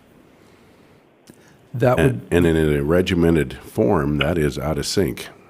No, the sergeants are making. Sergeants are making more. Excuse my that would blunder be there. the effect for the period of January 1st through September 13th. But after September 13th, their new salaries have kicked in, and so that would no longer be the case after the approval of the collective bargaining agreement. I think what it comes down to is doing what is right. And I think we should take care of our law enforcement, and they should Keith, be this is Commissioner compensated. Peck. The chair recognizes Commissioner Peck. I would like to hear from legal counsel. My understanding is that retroactivity in this matter for people outside the bargaining unit is a violation of the state constitution. And I believe this issue went before the state auditor's office just within the last year. So I'm hoping that legal counsel can either correct my recollection or affirm that it's correct. Thank you. So before she speaks, All due respect, Sheriff, a resolution I'm was in asking- place. Excuse me, Mr. Peck, I'm Chairman. speaking. Commissioner Point Peck. of order. Commissioner Peck. Point of order. Point of order, Commissioner Peck. I made a request as a commissioner to hear from the prosecuting attorney's office. I would like to have that respected before anyone else weighs in. I had the floor. I made a duly appropriate request. All due respect to the sheriff, I want to hear from legal counsel. So I'm not going to do that. Excuse me, Sheriff Raymond. I am the chairman. I have got to rule on the point of order, and I acknowledge the sheriff at the mic first. So please go ahead, Sheriff Raymond. So by resolution, numerous years back, my command staff and my salary was based on having to wait for collective bargaining agreements to be in place before the decisions were made on our wages, benefits, and raises.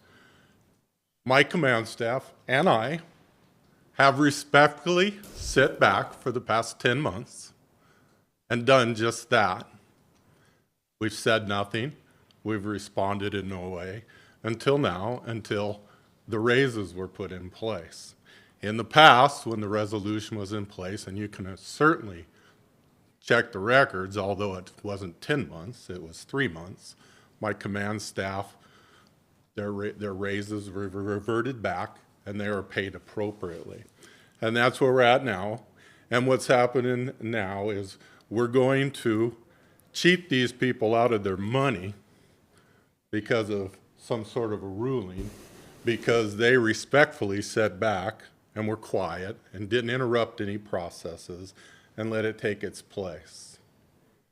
So that's where I stand. I think it's going to be pretty shameful that government ties up what they have rightfully coming to them, and frankly, what I have rightly coming to, because we abided by the processes and didn't interrupt those processes. Thank you. Jennifer?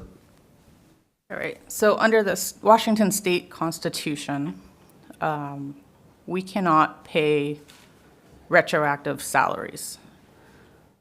What they want to prohibit is they want to prohibit people from agreeing to do work at a certain salary and then trying to negotiate a higher salary after that work is complete.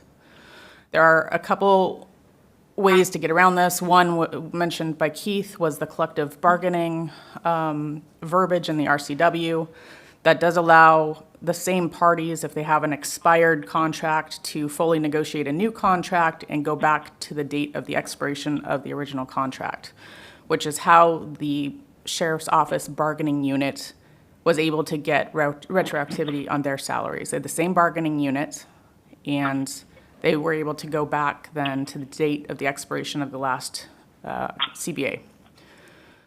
Another way to get payment after the fact is if there was an agreement in place by the board prior to them doing the work. In other words, if you make an agreement in the fall that, yes, we agree that we need to do some sort of COLA, but we want it the same as the bargaining units, and everyone will get that effective January 1, regardless of when it's sorted out. So they could sort it out in March, we'll go back to January 1.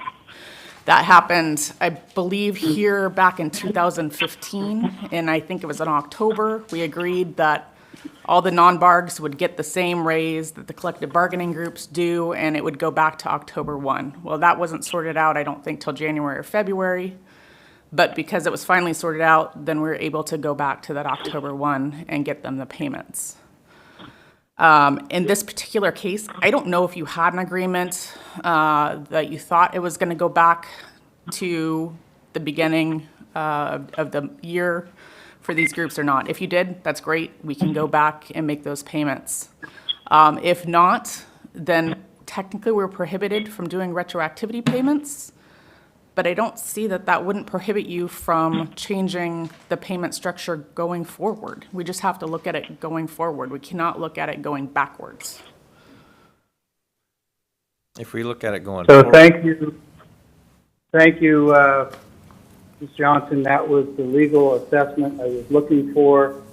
For the benefit of the board, I have no problem with the retroactive pay so long as it does not violate the law or the Constitution. I took the same oath as you did. That's my simple premise. If it's lawful, I'm fine with it. If it's not, I'm not. Thank you. Commissioner Mullen. I guess my only question was if we move it forward, does that affect, if I'm understanding you correctly, it's giving them raises now that's going to offset what they should have gotten, and will that affect it in the future? You'd have to work with an actual number cruncher to crunch it out. My understanding is the difference now is supposed to be 10%, so I don't know if 12%, 11%, 12% makes it whole, but you could certainly do it through a certain time period in which you'll look at it again, or it'll readjust back, or whatever. You just need to do it. You need to go forward and Sure. not pay for past work. So certainly, unfortunately, if someone was to quit next month, they're not going to get the benefit, but for our long-serving people that will continue to be here, they could. I think we need to do what's right, and we need to pay them. Like the sheriff said, they sat by, waited for the process, was nothing of their own doing. So we need to figure out a way that is legal to get them compensated. That's my opinion.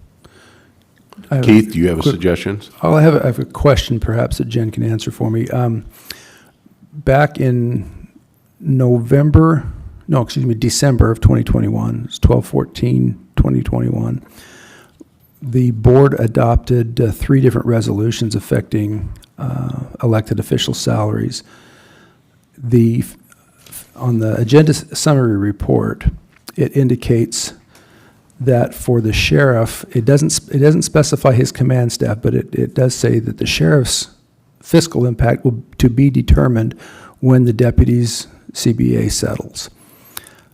So if the sheriff and his command staff's salaries are tied to that CBA, why do they not get the benefit of that when, even though it's been 10 months down the road now, it's, hopefully you get those contracts settled early in the year or even before the year starts, that doesn't happen routinely. It always takes some time.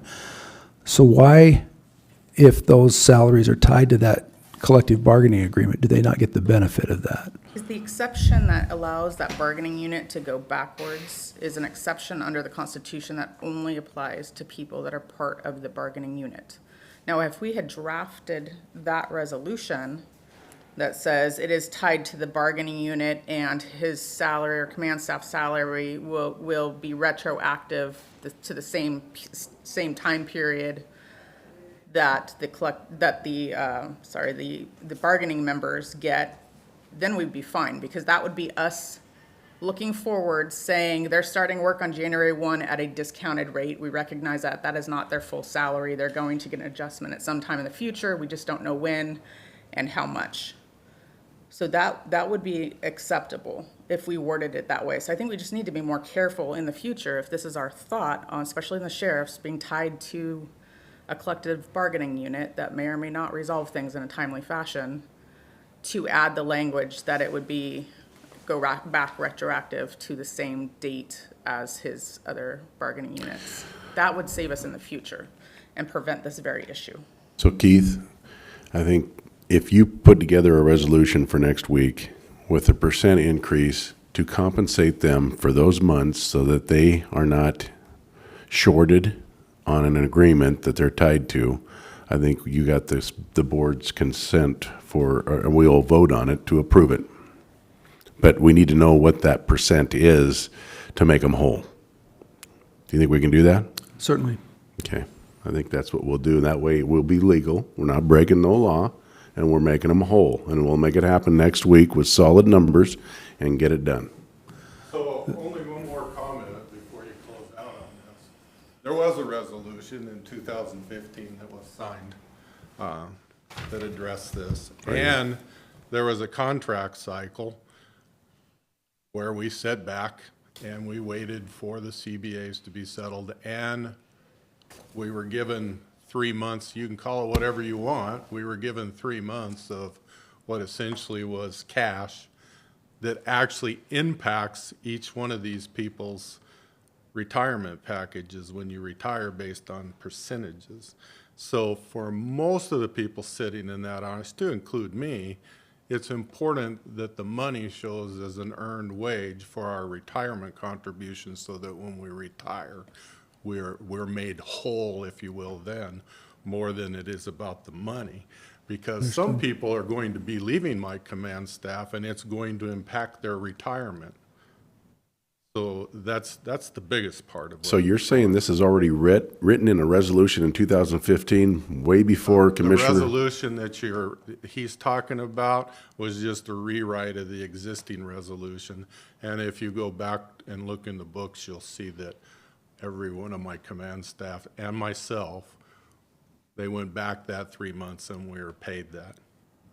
Everybody in the county was. It was because they'd made an agreement in October that everybody was going to get a cost of living increase starting October 1st, regardless of when it got worked out. So it got worked out 5 months later, and so everyone got that retroactive pay. But it's because we had that agreement in place before they did the work. Gotcha. And that's the key piece, is Can you we have make- to have that agreement first. Can we make this resolution for specifically what Sheriff Raymond said?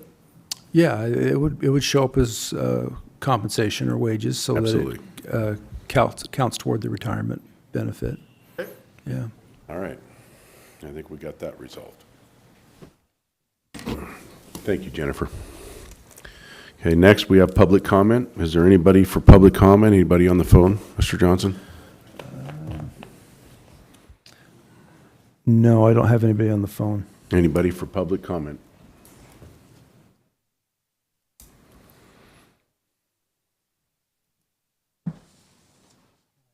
Not sure what happened to me before. I give talks and discussions weekly at work, but I think the emotions of what I failed to do over the years kind of caught up with me. I'm going to follow up on Commissioner Didier. There's some things that has happened recently. Without Commissioner Didier, I don't think the issues would have come to the forefront.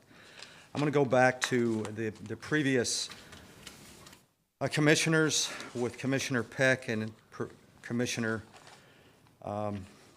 Miller in regards to this needle exchange in downtown Pasco. This is a huge issue that was just missed. I have two sisters. The younger sister in high school, 11th grade, 20 points a game.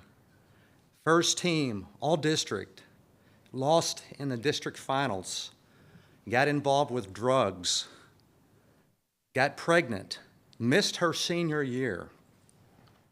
My other sister, who recovered, I still don't know where that sister is today. None of the family does. I hope she's still living somewhere. Michelle got involved with drugs, lost her son. By the way, my other sister lost both of her daughters. Michelle got involved with the drugs. She was able to get cleaned up, spent time in jail. The judge there ordered her every Friday to come in for a urine test. It was very, very difficult. This young man, Trevor, was at that meeting that day back in 2018, who has just recently passed away. I'm saddened to know. But I'm going to read this. On March 27th, 2018, Commissioner Peck moved to approve the Benton Franklin Health District Syringe Needle Exchange Program letter.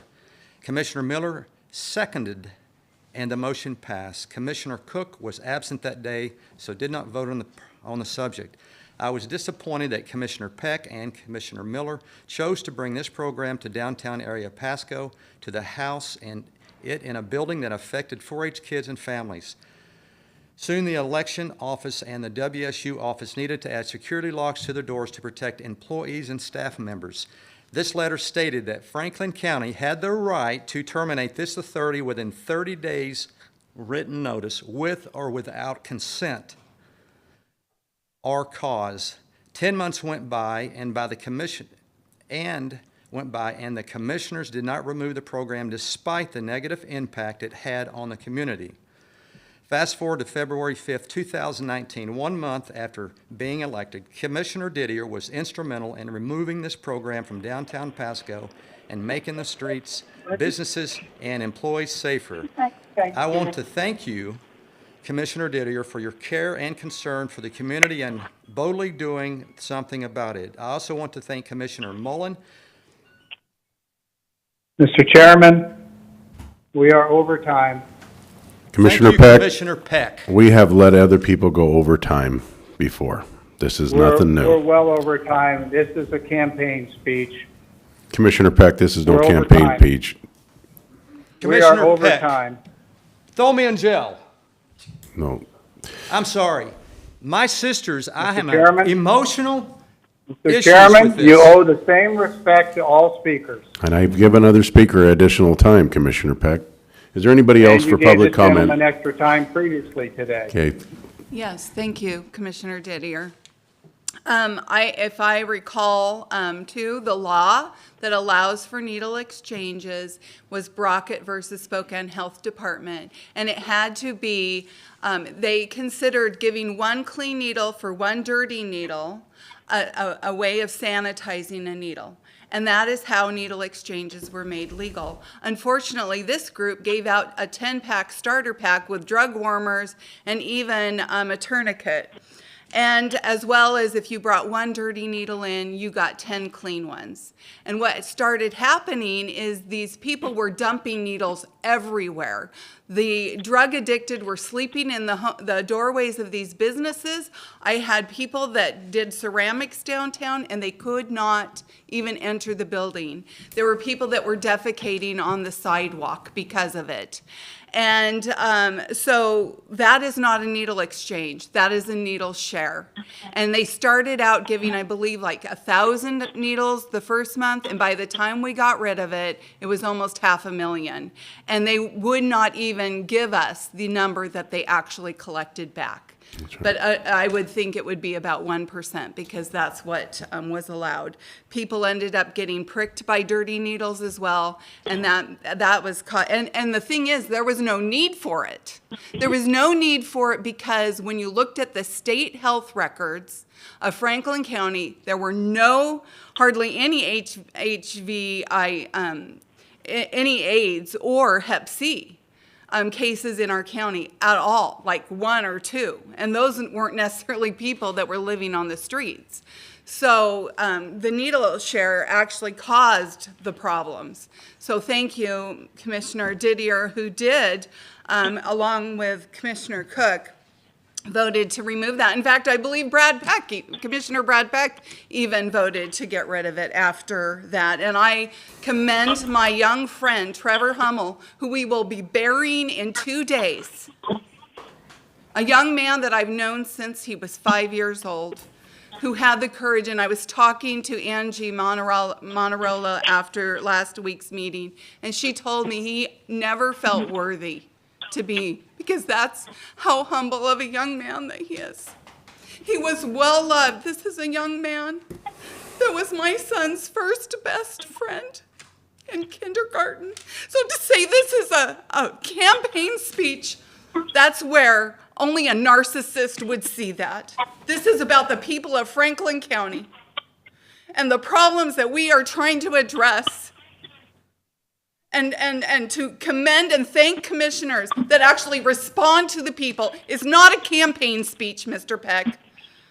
And in fact, nobody wrote a letter to commend you in the last election except for a man named Jeff Carson, who turned out to be Brad Peck himself. is there anybody else for public comment? Anybody on the phone, Keith? No one on the phone. Mr. Chairman, Commissioner Peck. Commissioner Peck, this is public comment time.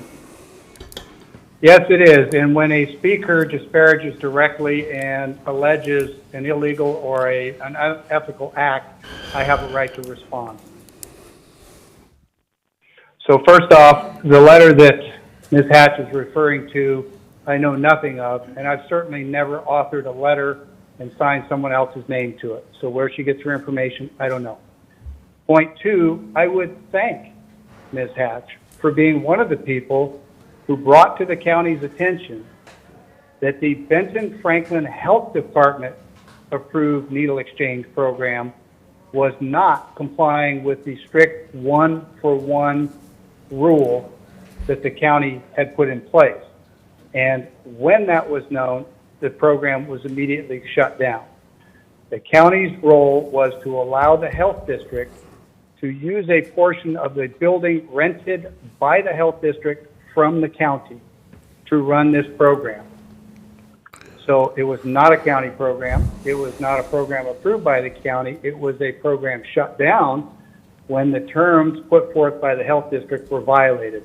And yes, Ms. Hatch was one of the people who brought to light that the terms of the use of the program were being violated, and I thank her for that. Okay, is there anybody else for public comment?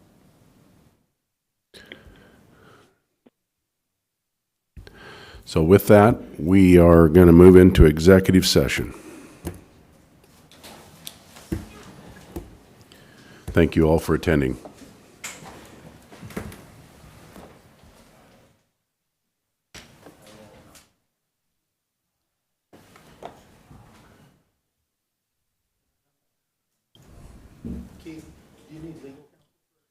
No, this is not a litigation matter. Did you move us into announce? I better state the provision.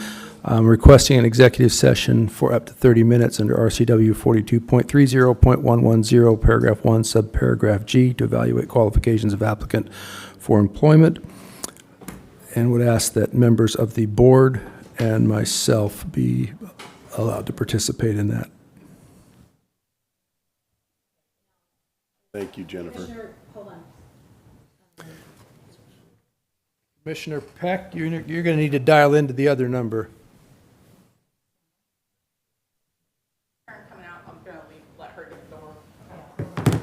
Are you going out, Karen? Yeah, I'm not in here.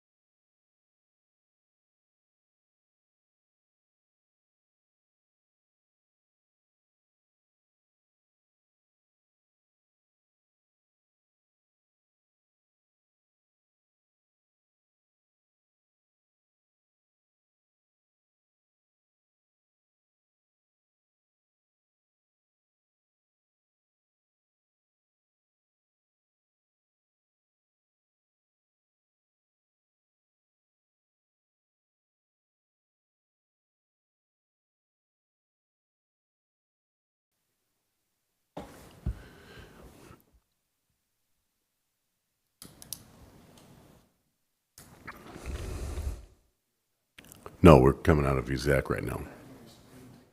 No, you're good. You're fine. Yeah.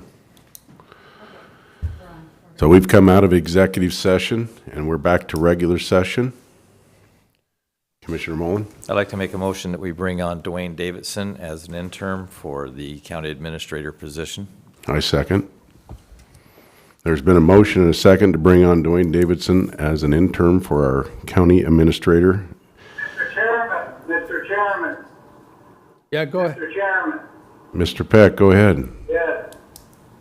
I move to amend the motion to include that he shall be compensated at the same schedule and rate as the existing county administrator. Okay, that's good amendment. We already had that as a foregone conclusion, but I'm glad it's in the motion, so we have No, it's not a foregone conclusion, it's a legal requirement. You have to specify what you're gonna pay him. well, we don't know how we're gonna pay him yet because he is under full retirement and we might have to go under contract labor. So this is sort of in the works. Right now, we're just trying to get him into the courthouse and we'll work out the details probably next meeting. Does that sound good, Keith? Because we don't know, with his retirement plan, we need to figure out how Dwayne's gonna get paid. And he'll tell us the means to do that without affecting his retirement. I think Commissioner Peck makes a good point of at least referencing Yeah. compensation ought to be comparable. Equal to. Yeah. Exactly. So with that, we have a motion and a second with an amendment. And I believe we passed the motion first, and then we passed the amendment. So all in favor of the motion to bring, No, Mr. Chairman, that's incorrect. You need to approve the amendment first. To vote on the Okay, so we have an amendment to bring Mr. Davidson onto the pay scale equal to the administrator. All in favor, say aye. Aye. Aye. Was there a second to the amendment? Did you second that? I don't, didn't hear a second to the amendment, and you have to vote on the amendment separately. Come on. Mr. Peck, you are out of order. Go ahead, Mr. Mullen. I will, Get the freaking process right, would you please? Commissioner Peck, would you please keep it under control? Commissioner Mullen. I will second the amendment with the motion with the amendment. You're seconding the amendment. The motion was already seconded. Okay, so there's a second for the amendment to bring in Mr. Davidson equal to the pay of our administrator. All in favor, say aye. Aye. Aye. Commissioner Mullen, did you vote? I did. I said aye. Okay, I'm sorry. That's all right. It's hard to hear. Now we're to the motion. The motion is to bring Mr. Davidson in as a interim administrator for Franklin County. All in favor, say aye. Aye. Aye. Aye. Okay, with that, is there any other business for the good of the county? Hearing none, this meeting is adjourned.